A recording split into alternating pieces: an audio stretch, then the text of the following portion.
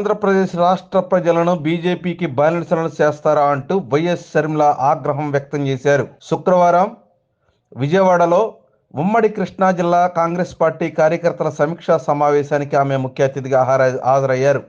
ఈ సందర్భంగా జరిగిన సభలో ఆమె మాట్లాడుతూ బీజేపీకి నామమాత్రమైన బలం కూడా లేకపోయినప్పటికీ రాష్ట్ర ప్రజలను బీజేపీకి బానిసలను చేస్తున్నారని అధికార ప్రతిపక్ష పార్టీలపై ఆమె ధ్వజమెత్తారు. మరొకసారి రాజశేఖర రెడ్డి బిడ్డ మనస్ఫూర్తిగా స్వాగతిస్తూ నమస్కరించుకుంటున్నాను. రాజశేఖర రెడ్డి గారి అభిమానించే వాళ్ళు రాజశేఖర రెడ్డి గారి ఆశయాలను కూడా కాపాడాల్సిన బాధ్యత ఉంది.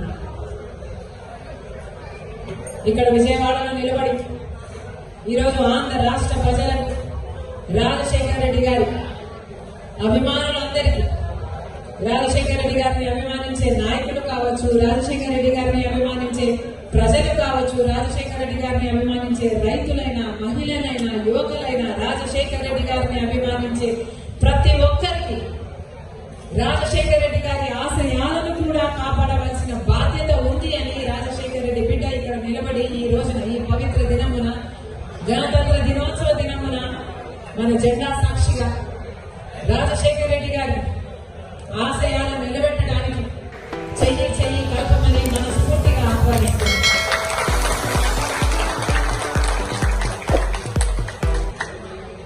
విమర్శించడం నా ఉద్దేశం కాదు, కానీ రాజశేఖర రెడ్డి గారి సంక్షేమ పాలనకు, జగనన్న గారి ఈ పాలనకు చాలా వ్యత్యాసం ఉంది.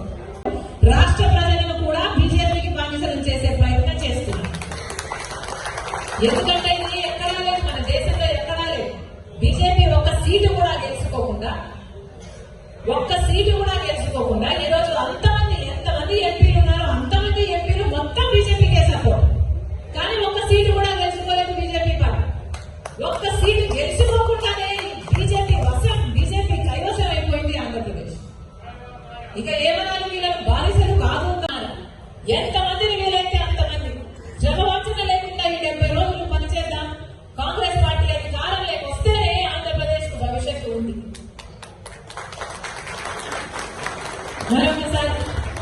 మరొకసారి ఇంతమందిగా వచ్చారు.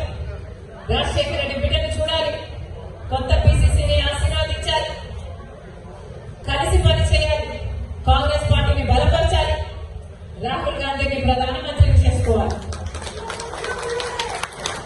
ఇంతమందిగా తరలి వచ్చారు. మరొకసారి ఎంత ఉత్సాహం